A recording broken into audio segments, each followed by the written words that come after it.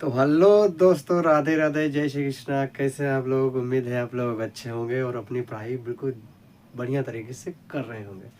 मैं आपका भाई रामपाल राजवंशी आप सभी का एक बार फिर से अपने चैनल पे बहुत बहुत बहुत स्वागत करता हूं। और आज हम मिलकर पढ़ने वाले हैं UP GK, UP police, UP home guard की अगर बात की जाए तो भाई यूपी जीके का बहुत बड़ा रोल है। अगर देखा जाए तो लगभग में 7 से 8 क्वेश्चन यूपी जीके से पूछेगा। अगर जीके की बात की जाए तो जीएस तो बहुत बड़ा अंबार है, बहुत बड़ा। अब कहाँ जीके कहीं से भी पढ़ लें कम ही रहता है, लेकिन जो टॉपिक है वो चुनिंदा टॉपिक है। अगर हम आप मिलकर उस पर बहुत कायदे से ध्यान देकर अगर टॉपिक को ख़त्म करते हैं तो उम्मीद है कि वहीं से क्वेश्चन फंसेंगे। तो चलिए, मैंने एक छोटा सा प्रयास किया है, यूपी जी के लगभग लगभग समेट लेंगे। जो शायद आप लोगों को यूपी जी के से पहले पढ़ चुके हों या पढ़ रहे हों, लेकिन एक बार हमारे साथ पढ़ के देखिए, मज़ा आ जाएगा भाई। तो चलिए, देरी ना करते हुए डायरेक्ट टॉपिक पे आते हैं। यूपी जी के आज बात करेंगे, यूपी जी का पूरा बढ़िया से सुपड़ा साफ करेंगे बिल्कुल। चलिए देख लेते हैं। अगर बात की जाए भाई कि यूपी जो आज उत्तर प्रदेश के नाम से जाना जाता है, थोड़ा मैं कट रहा हूँ, एडजस्ट करना भाई आप लोग। जो यूपी है अपना, उत्तर प्रदेश है, ये पहले आज़ादी से पहले, क्योंकि 1947 में लगभग अपना आज़ादी हुआ, लेकिन आज़ादी से पहले यूपी में क्या प्रक्रिया थी, कहाँ कहाँ राजधानियाँ थी, कैसे कैसे क्या, वो आप देखेंगे। तो सबसे नंबर 1 है कि 1836 में उत्तरी पश्चिमी प्रांत के नाम से, मतलब जो है, यूपी को जाना जाता था। 1836 में उत्तरी पश्चिमी प्रांत। भाई बिल्कुल सटीक तरीके से मैंने लिख लिया है, कोई इधर उधर ज़्यादा पढ़ने की ज़रूरत नहीं है। बस आप यहाँ ध्यान दीजिए, काम जरूर यहाँ से हो जाएगा। अगर यूपी जी के पूछता है क्वेश्चन ना, यहीं से बनता है भाई। तो चलिए देख लेते हैं कि 1836 में उत्तरी पश्चिमी प्रांत के नाम से जाना जाता था उत्तर प्रदेश। फिर 1877 में उत्तरी पश्चिमी प्रांत आगरा व अवध बना। कब बना? 1877 में उत्तरी पश्चिमी प्रांत आगरा व अवध। आप इसे आगरा अवध उत्तरी पश्चिमी प्रांत भी बोल सकते हैं। तो 1836 में उत्तरी पश्चिमी प्रांत के नाम से जाना गया। 1877 में आगरा व अवध जोड़ा गया। फिर 1902 में आगरा व अवध संयुक्त प्रांत बनाया गया, मतलब इसको फिर आपस में जोड़ दिया गया सीधे 1902 में। 1902 में आगरा व अवध संयुक्त प्रांत बनाया गया। 1937 में संयुक्त प्रांत के नाम से जाना गया। 1937 में संयुक्त प्रांत के नाम से जाना गया। उसके बाद अपना जो यूपी है, शानदार तरीके से 24 जनवरी 1950 में उत्तर प्रदेश का नाम पड़ा। 24 जनवरी 1950 को उत्तर प्रदेश नाम पड़ा। तो पहले देख लेते हैं, 1836 में उत्तरी पश्चिमी प्रांत के नाम से जाना जाता था। बाद में 1877 में उत्तरी पश्चिमी प्रांत आगरा व अवध के नाम से जाना गया। उसके बाद 1902 में अब आगरा व अवध संयुक्त प्रांत के नाम से जाना गया, मतलब संयुक्त, मतलब जोड़ दिया गया। फिर 1937 में संयुक्त प्रांत के नाम से जाना गया, खाली संयुक्त प्रांत के नाम से जाना गया। फिर 24 जनवरी 1950 में आखिरकार अपना जो उत्तर प्रदेश है उसको नाम दे दिया गया उत्तर प्रदेश। तो याद करते हैं 24 जनवरी 1950। इसी दिन 24 जनवरी 1950, जो जो जो जो सॉरी जो 24 जनवरी है, उसी दिन उत्तर प्रदेश दिवस मनाया जाता है। तो कब मनाया जाता है? 24 जनवरी को। चलिए बात करते हैं कि 9 नवंबर 2000 को 13 जिलों को लेकर, मतलब जो है, जो उत्तराखंड बना, 13 जिले लेकर अलग हो गया और ये बाद में उत्तराखंड बना। तो 9 नवंबर 2000 को उत्तराखंड बना। ठीक है, इतना याद करते हैं। चलिए अब राजधानी की बात कर लेते हैं कि उत्तर प्रदेश में जो राजधानियां हैं, कब, किस सन से किस सन तक, कहाँ कहाँ बनाई गई। तो देख लेते हैं कि आगरा मैं थोड़ा इधर आ जाता हूँ, आप लोग एडजस्ट करना। जो सबसे पहले बनी अपनी राजधानी आगरा, जो 1836 से लेकर 1858 तक रही। उसके बाद प्रयागराज, जो 1858 से लेकर 1921 तक रही। फिर लखनऊ, जो आंशिक रूप से 1921 से लेकर 1935 तक रही।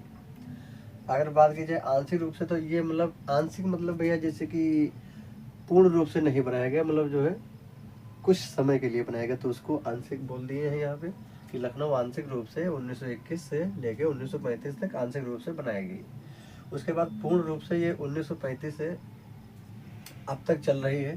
पूर्ण रूप से लखनऊ को राजधानी बना दिया गया। तो एक बार फिर से देख लेते हैं कि आगरा को 1836 से लेकर 1858 तक रही। फिर प्रयागराज में चेंज किया गया 1858 से लेकर 1921 तक।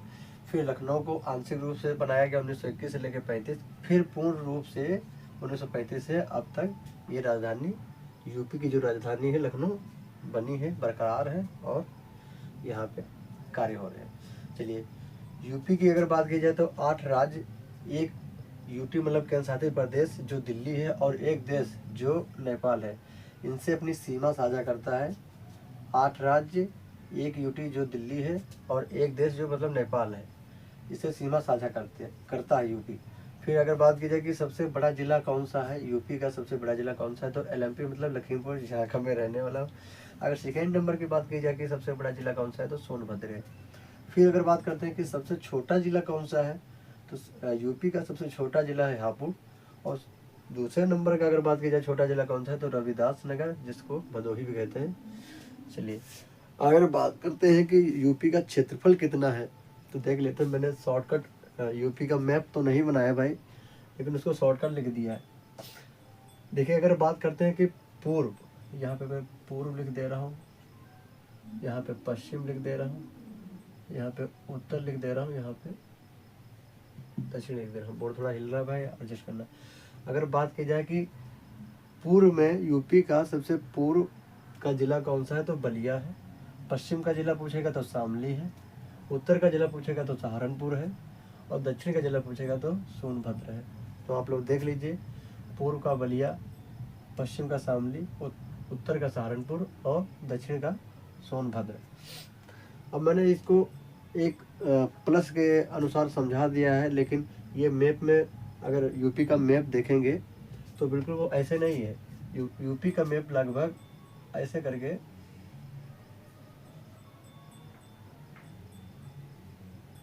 इस तरीके से लगभग है, ठीक है।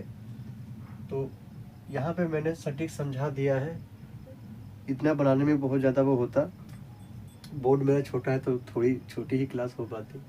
तो चलिए आगे देख लेते हैं कि अगर पूर्व से पश्चिम की लंबाई की अगर बात की जाए कि पूर्व से ये जो है बलिया से लेकर शामली तक कितनी किलोमीटर की लंबाई है, तो 650 किलोमीटर की है। 650 किलोमीटर। चलिए, अगर बात की जाए कि सहारनपुर से सोनभद्र की अगर बात की जाए, मतलब उत्तर से दक्षिण की पूरी लंबाई अगर पूछे तो 240 किलोमीटर, ठीक है। पूर्व से पश्चिम की लंबाई 650 किलोमीटर स्क्वायर, और उत्तर से दक्षिण की लंबाई 240 किलोमीटर स्क्वायर, ठीक है। अब बात करते हैं कि राजकीय, जैसे कि अपने देश में राष्ट्रीय फल, राष्ट्रीय मिठाई, राष्ट्रीय पशु, राष्ट्रीय चिन्ह ये होते हैं। उसी प्रकार अब जैसे कि हर एक राज्य का अलग अलग पशु, राज्य पशु, राज्य पंछी, राज्य पुष्प अलग अलग होता है। जैसे कि अपने देश का है, वैसे हर एक राज्य का, जैसे कि उत्तराखंड का अलग है, यूपी का अलग है, ठीक है। तो अब राजकीय चिन्ह जो है, और जो जैसे कि राजकीय पक्षी हो गया, राजकीय पशु हो गया, उसके बारे में पढ़ते हैं यूपी के। तो यूपी एक मतलब जैसे कि उत्तर प्रदेश के राज्य है, तो राज्य की बात करते हैं। तो अगर बात करते हैं कि राजकीय, मैंने एक पैराग्राफ जैसा बना लिया शॉर्टकट कि राजकीय फूल की अगर बात करें तो ये पलाश होता है। इसे टेसू भी कहते हैं, टेसू। और इसमें तो होली का समय भी है, और हमारे वहाँ टेसू के फूल जो है होली में, होलिका दहन के टाइम पे महिलाएं और बहन लोग डालती हैं। और ये इसको वनों की आग, जो टेसू है ये प्लास, इसे वनों की वनों की आग भी कहते हैं। क्योंकि ये इस समय अगर देखा जाए ना, आप कहीं भी अगर टेसू या पलास समझते होंगे, पलास हमारे गांव की भाषा में से ढकवा कहते हैं। तो ये फूलों से इतना बढ़िया लद जाता है, एक भी पत्ता इसके मतलब जो है टहनियों पर नहीं रहते हैं, और बहुत ही सुंदर लगता है, बिल्कुल आग की तरह लाल लाल चमकता है। अगर दूर से कोई देखे आदमी तो उसे यही आभास होगा कि आग जल रही है, इसीलिए उसको वनों की आग की संज्ञा दी गई है। तो शायद आप लोग जानते होंगे टेसू या पलास या ढकवा। चलिए देख लेते हैं आगे। अगर राजकीय खेल की बात करेंगे तो ये हॉकी हो जाएगा। अगर राजकीय पक्षी की बात करेंगे तो ये सारस हो जाएगा। राजकीय पेड़ की अगर बात करें तो ये अशोक का पेड़ हो जाएगा। अगर राजकीय पशु की बात करें तो ये बारहसिंगा हो जाएगा। और राजकीय कार्यालय भाषा की अगर बात की जाए कि जो यूपी के जो कार्यालय हैं उनमें कौन सी भाषा है से काम होता है, तो हिंदी और दूसरे नंबर की उर्दू। चलिए अब बात कर लेते हैं क्षेत्रफल की। यूपी का अगर क्षेत्रफल की अगर बात की जाए कि उत्तर प्रदेश का क्षेत्रफल कितना है, तो 24,928। तो मैंने इसको याद किया 24,928 किलोमीटर स्क्वायर। आप लोग भी इसको ऐसे ही याद कर लें जैसे मोबाइल नंबर याद करते हैं 24,928। अपने को क्या है यार, पेपर ही तो निकालना है कि नहीं। अगर बात की जाए कि भारत का एरिया कितना है, तो 32,87,263। मैंने इसको भी नंबर से याद किया है कि 32,87,263 किलोमीटर स्क्वायर। फिलहाल ये मुझको बहुत ज़्यादा रटा है, क्योंकि हम लोगों ने जो मास्टर डिग्री की है ज्योग्राफी से की है, और ज्योग्राफी में इसको बहुत ज़्यादा रटाया जाता है। चलिए तो आगे की बात है, सब छोड़िए। अब देख लेते हैं यूपी का एरिया जो है वो भारत के एरिया का कितना परसेंट है। जो उत्तर प्रदेश का क्षेत्रफल है वो भारत के क्षेत्रफल का कितना परसेंट है, तो 7.33%। यू भारत जो है, भारत में यूपी जो है, यूपी का जो एरिया है, जगह है जो है, जो ज़मीन है उसके पास, वो भारत के मुकाबले अगर बात की जाए तो 7.33% का जो है क्षेत्रफल लिए यूपी बैठा है। ठीक है। चलिए अगर बात की जाए कि भारत के बड़े राज्य, 4 बड़े राज्यों की बात कर लेते हैं, तो पहला है राजस्थान, दूसरा है एमपी, तीसरा है महाराष्ट्र और चौथा है यूपी।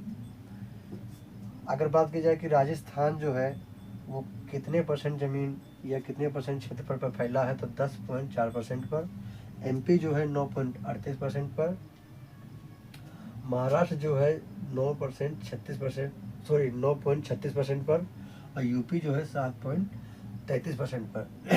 कहीं कहीं बोलने में मेरी जुबान थोड़ी लड़खड़ा जाती है, तो भाई आप लोग एडजस्ट कर लेना, क्योंकि अभी आप लोगों के ही जैसा हूँ मैं, और गलतियाँ सभी से हो जाती हैं, और मैं अपनी गलती स्वीकार करता हूँ। चलिए आगे देख लेते हैं। अगर मंडल की बात की जाए, हाँ सॉरी, यहाँ पे देख लेते हैं राजकीय चिन्ह। राजकीय चिन्ह की बात की जाए तो तीर कमान के साथ में गंगा यमुना की संयुक्त धारा, जैसे कि देखे होंगे आप। इसको मिटा देता हूँ।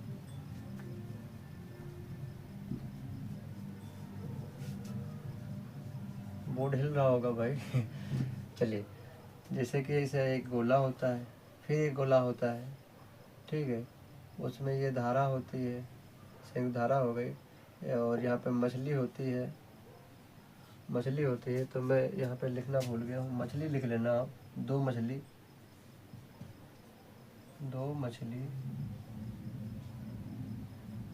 और गंगा यमुना की संयुक्त धारा। ठीक है। चलिए तो लगभग मैं ऐसे शॉर्टकट अपना बना दिया हूँ, इतना ज़्यादा मुझे आर्ट आता नहीं है। चलिए तो राजकीय चिन्ह की अगर बात करें तो तीर कमान और उसके साथ में गंगा यमुना की संयुक्त धारा और 2 मछली भी हैं। ठीक है। चलिए इतना समझ में आया। फिर देख लेते हैं कि मंडल। मैं इसको भाई ऐसे कर दूँ तो आप लोग समझ लेना कि ये आधा पोर्शन इधर का है, आधा पोर्शन इधर का है। बोर्ड थोड़ा छोटा है और स्केच एक ही चल रहा है, तो इसीलिए मैंने लिख दिया। आप लोग थोड़ा एडजस्ट कर लेना, और इसको लिखने में बहुत भैया मेहनत लग रही है मुझे। चलिए मंडल की बात करें तो 18 मंडल हो गए। और सबसे नया मंडल की अगर बात करें कौन सा है, तो वो अलीगढ़। सबसे बड़े मंडलों की अगर बात की जाए तो कौन कौन से हैं, अगर तो लखनऊ हो गया, मेरठ हो गया, कानपुर हो गया। लखनऊ, मेरठ, कानपुर, ये हल्का हल्का आप याद कर लेते हैं ना, यहाँ से क्वेश्चन जरूर बन जाएगा। बस मुझे पता है कि बिल्कुल याद नहीं होता है, मुझे भी नहीं याद होता है, मैं 2-3 बार इसको लिख के याद करता हूँ। थोड़ा थोड़ा मुझे याद हो गया, लगभग 50-60%। तो आप लोग भी इसको, या फिर मेरी वीडियो को 2x एक बार आराम से देख लेना, फिर एक बार 2x पे लगा के देख लेना, हो जाएगा। कहीं भी अगर मुझसे गलती हो गई है तो उसको भी बताना भाई कमेंट करके। चलिए, सबसे बड़े मंडलों की अगर बात की जाए तो पहला है लखनऊ, दूसरा है मेरठ और तीसरा है कानपुर। अगर बात की जाए कि इसमें ये जो मंडल है ना, लगभग, सॉरी यहाँ पे मैंने मंडल लिख दिया, यहाँ पे मुझे जिला लिखना था, कि लगभग 6 जिले मिलकर, लखनऊ में लगभग 6 जिले हैं, मेरठ में 6 जिले हैं, कानपुर में 6 जिले मिलकर एक मंडल बना रहे हैं। अगर बात की जाए कि सबसे छोटे मंडल, तो छोटे में शामिल है आजमगढ़, बस्ती, सहारनपुर और झांसी। इनमें जो है 3-3 जिले शामिल हैं। चलिए आगे देख लेते हैं। लगभग यूपी जीके का जो है मोटा मोटा क्वेश्चन जो बनेगा ना, वो यहाँ से आप निपटा सकते हैं। चलिए आगे देख लेते हैं।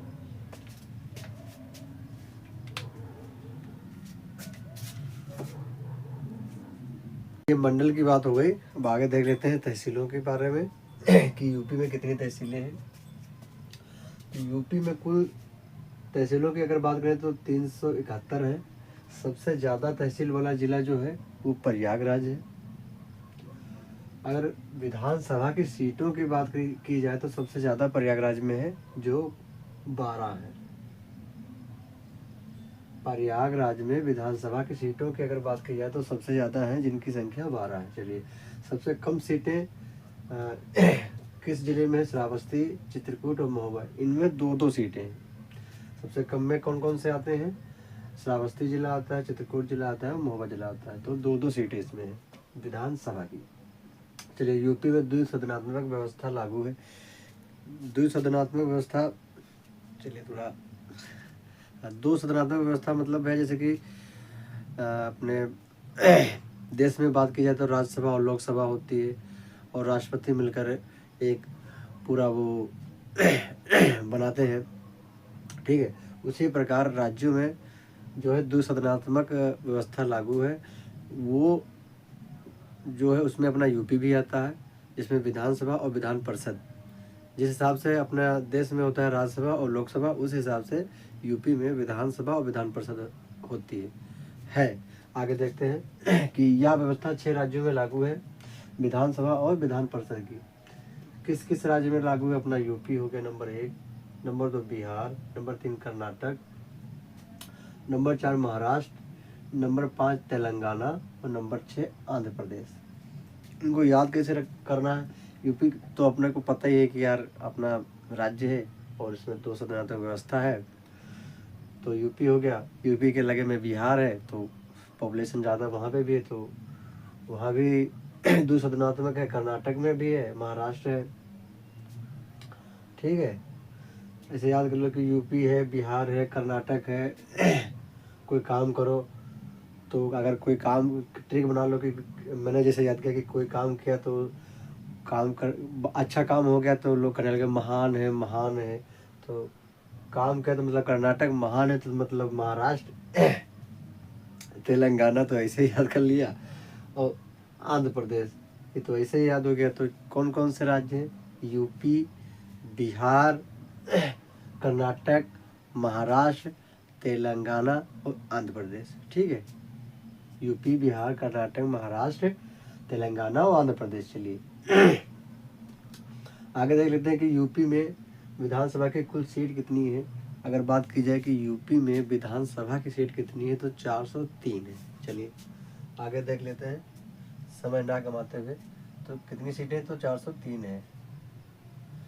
403 में एससी के लिए कितनी है? 84 है, और एसटी के लिए कितनी है? तो 2 है। तो कुल मिला के ये 86 बन जाती है। चलिए, विधानसभा का गठन आज़ादी के पहले पूछता है, अगर कि विधानसभा का जो गठन है आज़ादी के पहले कब हुआ था? तो 1937 में हुआ था। देश आज़ाद हुआ 1947 में, लेकिन आज़ादी से पहले की बात की जा रही तो 1937 में हुआ। अगर वही बात की जाए कि विधानसभा का गठन आज़ादी के बाद, मतलब कब हुआ, आज़ादी के बाद जब हम तुम आज़ाद हो गए, अपना देश आज़ाद हो गया, तब कब हुआ, तो 8 मार्च 1952। ये इंपॉर्टेंट है भैया, नोट कर लेना। यहीं से क्वेश्चन बनता है, यहीं से पूछेगा कि विधानसभा का गठन जो है, यूपी की विधानसभा का गठन कब हुआ था, तो 8 मार्च 1952। अगर पूछता कि आज़ादी से पहले कब हुआ था, तो 1937 में हुआ था। अगर पूछे कि मतलब जो आज़ादी के बाद, तो 8 मार्च 1952। ये याद रखना है, यहाँ से क्वेश्चन पूछता है भाई। फिर बात करते हैं, मैंने थोड़ा सा क्वेश्चन बना के रख दिया यहाँ पे कि पुरुषोत्तम दास टंडन जी जो थे वो विधानसभा के पहले अध्यक्ष बने। जो ये विधानसभा अपनी बनी 8 मार्च 1952 में, इसके पहले अध्यक्ष कौन बने, तो पुरुषोत्तम दास टंडन जी। फिर बात करते हैं कि वर्तमान में कौन है, तो सतीश महाना। कौन है, सतीश महाना। चलिए एक बार इसको फिर से रिकॉल कर देते हैं, जो ज़्यादा याद रहेगा। जैसे कि बात करते हैं कि यूपी में कुल तहसीलें कितनी, तो 371 है। सबसे ज़्यादा तहसील वाला जिला कौन सा है, प्रयागराज कितनी सबसे ज़्यादा तहसील वाला जिला कौन सा है, प्रयागराज है। और विधानसभा की सीटें सबसे ज़्यादा कहाँ हैं, तो प्रयागराज में ही है। कितनी है, 12 है। सबसे कम सीट वाले जो है कौन कौन से जिला है, तो श्रावस्ती है, चित्रकूट है, महोबा है। 2-2 सीटें हैं इसमें। यूपी में द्विसदनात्मक व्यवस्था लागू है, जिसको विधानसभा और विधान परिषद कहते हैं। यह व्यवस्था यूपी के अलावा और 5 राज्यों में है, जो कुल मिलाकर 6 राज्य हो जाते हैं। कौन कौन से, यूपी, बिहार, कर्नाटक, महाराष्ट्र, तेलंगाना और आंध्र प्रदेश। यूपी में विधान सभा की कुल सीटें कितनी हैं, तो 403 है। उसमें अगर बात की जाए कि एससी कैटेगरी के लिए कितनी है, 84 है। और एसटी कैटेगरी के लिए कितनी है, तो 2 है। कुल मिलाकर ये 86 हो जाती हैं। चलिए आगे देख लेते हैं कि विधानसभा का गठन आज़ादी के पहले कब हुआ था, तो 1937 में हुआ था। और आज़ादी के बाद कब हुआ, तो 8 मार्च 1952 में हुआ। चलिए फिर देख लेते हैं कि पुरुषोत्तम दास टंडन जी तो जो थे, ये जो अपनी 8 मार्च 1952 में विधानसभा बनी, उसके पहले अध्यक्ष बने। ठीक है, आगे देख लेते हैं कि वर्तमान में कौन है, तो वर्तमान में सतीश महाना जी है। चलिए यहाँ तक कंप्लीट हुआ, उम्मीद है आप लोग समझ पाए होंगे। आगे देख लेते हैं कि यूपी के सबसे पहले सीएम कौन थे, तो गोविंद बल्लभ पंत। यहाँ से क्वेश्चन बन जाता है। आप लोग पहले कभी पढ़े होंगे ना, छोटे छोटे क्लासों में, तो एक जनरल का बुक होता था, जनरल नॉलेज का बुक होता था, तो उसमें ये क्वेश्चन मिलते थे। और हम लोग, अब मज़े की बात बताएं भाई, जब हम लोग पढ़ते थे छोटे क्लास में, तो अगर ये जर्नल बुक होती ना, ये जो जनरल नॉलेज होती, तो उसके जो क्वेश्चन लगभग में अगर 20-30 क्वेश्चन याद होते थे, तो सोचते थे हमें बहुत जीएस पता है यार, बहुत, मैं तो जीएस में ज्ञाता हो गया। लेकिन अब पता चल रहा है कि भाई जीएस एक बहुत बड़ा सिस्टम है। जीएस को समझना बहुत बड़ी बात है। और जीएस तो एक अथाह सागर है, समंदर है लेकिन बचपना तो बचपना ही होता है। चलिए छोड़िए, मज़े मज़े के साथ में पढ़ लेते हैं भाई। मज़े मज़े के साथ पढ़ेंगे ना, तभी याद हो जाएगा। ठीक है, चलिए आगे देख लेते हैं कि यूपी के सबसे पहली महिला सीएम की अगर बात की जाए, तो वो सुचेता कृपलानी। ये भी क्वेश्चन आप लोगों ने बचपन में पढ़ा होगा, लेकिन अब इसकी बहुत ज़्यादा ज़रूरत है, क्योंकि यूपी पुलिस और यूपी होमगार्ड और यूपी एसआई, इन तीनों में पूछा जाने वाला भाई ये क्वेश्चन है, पूछेगा। और जीडी में भी पूछ सकता है। अग्निवीर जो है आपका, अग्निवीर में भी पूछ सकता है भाई। जहाँ जहाँ ये जीएस का पोर्शन है, वहाँ वहाँ। और अगर आप यूपी का कोई स्पेशल एग्जाम दे रहे हैं, यूपी का स्पेशल एग्जाम, तो यूपी जीके यहाँ से बन सकता है। अगर महिला की बात की जाए कि सीएम कौन थी, तो सुचेता कृपलानी जी थी। अगर सेकेंड महिला कौन थी पूछे कि सुचेता कृपलानी जी जो थी, उनके बाद कौन बना, तो वो भी महिला थी। और अगर बात की जाए कि दलित महिला सीएम कौन थी, तो ये जो सेकेंड नंबर की थी, और दलित महिला, दलित वर्ग की थी, ये दोनों एक ही थी, जो मायावती जी थी अपनी। जो मायावती जी थी वो सेकेंड महिला सीएम और दलित समाज से थी। तो ये क्वेश्चन यहाँ पे इम्पोर्टेंट हो जाता है। चलिए आगे देख लेते हैं कि यूपी के सबसे युवा सीएम, युवा मतलब यंग, कौन थे, तो वो अखिलेश यादव जी हैं। थे मेरे मुंह से निकल रहा है भाई, मुझे माफ़ करना। अखिलेश जी अगर देख रहे होंगे तो भाई मुझे तो निपटा देंगे। चलिए, यूपी के सबसे युवा सीएम कौन है? अखिलेश यादव जी हैं। और यूपी के वर्तमान सीएम की अगर बात की जाए तो आदित्य नाथ योगी जी, जो बीजेपी जो पार्टी है उससे बिलोंग करते हैं और 21वें नंबर के व्यक्ति हैं। और अगर क्रम की बात की जाए तो ये 33वें क्रम के हैं। चलिए, यहाँ तक आप लोगों को समझ आया होगा उम्मीद करता हूँ। अगर आगे बात करते हैं कि चौधरी चरण सिंह और विश्व नारायण प्रताप, ये दोनों सीएम और पीएम दोनों पद पर कार्य कर चुके हैं। कौन कौन? चौधरी चरण सिंह और विश्वनाथ प्रताप सीएम और पीएम दोनों पद पर काम कर चुके हैं। ठीक है, आगे देख लेते हैं कि वर्तमान में 47 महिलाएं जो हैं, 47 महिलाएं ये विधान सभा में कार्यरत हैं। फिर है, देख लेते हैं कि यूपी में विधान परिषद की सीटें जो हैं कितनी हैं। विधान परिषद की सीटें कितनी हैं? 100 हैं। यहाँ पे हमने पढ़ा था कि इससे पहले कि 403 विधानसभा की थी, तो मैं यहाँ पे लिख दे रहा हूँ विधानसभा की 403। हाँ, ये यहाँ पे पढ़ा ना हमने, विधानसभा की 403 और विधान परिषद की 100। इसमें से अगर ये विधानसभा की बात की जाए तो ये 84 जो थी ये एससी के लिए थी और 2 एसटी के लिए थी। ठीक है, चलिए फिर देख लेते हैं कि पहले विधान परिषद के सभापति कौन थे जो विधान परिषद बनी। विधान परिषद, यहाँ पे हमने पढ़ा कि विधानसभा, अब हम तुम पढ़ रहे हैं विधान परिषद। जो विधान परिषद बनी उसके पहले जो सभापति थे वो जो कौन थे? चंद्रभाल जी। मैंने यहाँ पे लिख दिया है कौन थे? चंद्रभाल जी। तो विधानसभा और विधान परिषद में कंफ्यूज मत होना भाई, ठीक है। और ये क्वेश्चन तो भाई मैं भूलूंगा ही नहीं कभी, क्योंकि ये चंद्रभाल जो नाम है ये हमारे पड़ोस में एक हमारे रहते हैं बाबा हमारे, उनका नाम है चंद्रपाल, तो उससे मुझे हमेशा याद रहता है कि पहले विधान परिषद के सभापति चंद्रपाल जी थे। ये तो क्वेश्चन अगर आ गया ये नहीं छूटेगा भाई आप लोगों से भी नहीं छूटना चाहिए। चलिए आगे देख लेते हैं कि सबसे ज़्यादा बार विधान परिषद के सभापति रहे वीरेंद्र सिंह। चलिए गोची गाचा हो गया भाई, आप लोग समझ लेना गोची गाचा समझते ना? हाँ, बचपन में किया होगा आप लोगों ने। वर्तमान में विधान परिषद के सभापति अगर बात की जाए तो कौन है? कुंवर मानवेंद्र सिंह। चलिए विधानमंडल की अगर बात करते हैं तो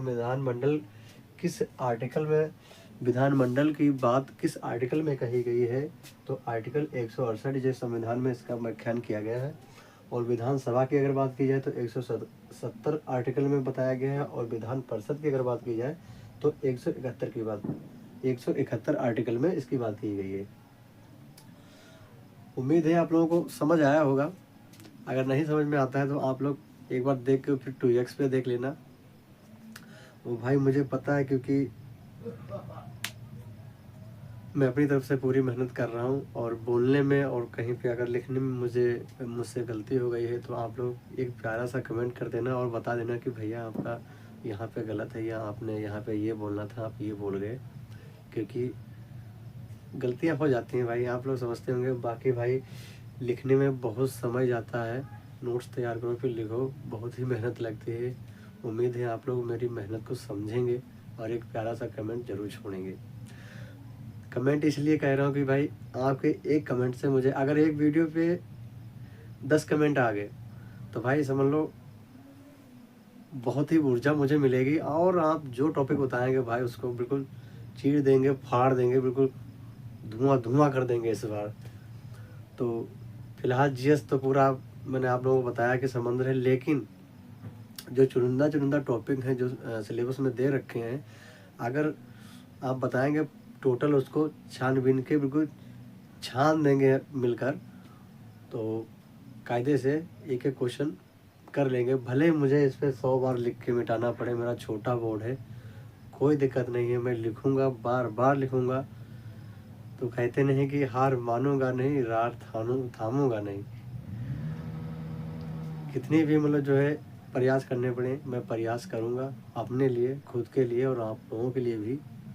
तो उम्मीद है आप लोग मेरी मेहनत को समझेंगे, क्योंकि जो भाई बोर्ड पे, वाइट बोर्ड पे लिख के पढ़ाता होगा उससे पता होगा। बाकी मुझे पता है कि डिजिटल ज़माना है, कोई वाइट बोर्ड नहीं देखता है, लेकिन क्या करें, व्यवस्था के हिसाब से है हमारे पास यही, तो इसी पे भाई प्रैक्टिस हो जाती है और आप लोगों को जो कुछ मिल के पढ़ा पाते हैं, पढ़ पाते हैं, वो हो जाता है। बाकी आप लोगों का साथ बना रहा तो वो दिन दूर नहीं है जिस जिस दिन मैं डिजिटल बोर्ड लगाऊंगा आप लोगों की हेल्प से। और अगर आप लोगों का साथ बना रहा भाई, जितना आप बोलेंगे मैं उतना मेहनत करने के लिए तैयार हूँ। इसी वाइट बोर्ड पे छोटा है लेकिन कोई बात नहीं, उम्मीद और मेरे हौसले नहीं छोटे हैं। मैं गिरूंगा फिर उठूंगा, फिर गिरूंगा फिर उठूंगा, गिरता रहूंगा उठता रहूंगा। और काश एक दिन वो आएगा जो आप लोग तालियों के साथ और कमेंट के साथ स्वागत करेंगे। बाकी चलिए ठीक है, पढ़ते रहिए, मुस्कुराते रहिए और अपने माता पिता का ध्यान करते रहिए, ध्यान देते रहिए और हमारी तरफ से उनको नमस्ते नमस्कार कहिएगा। बाकी ठीक है, धन्यवाद, जय हिंद।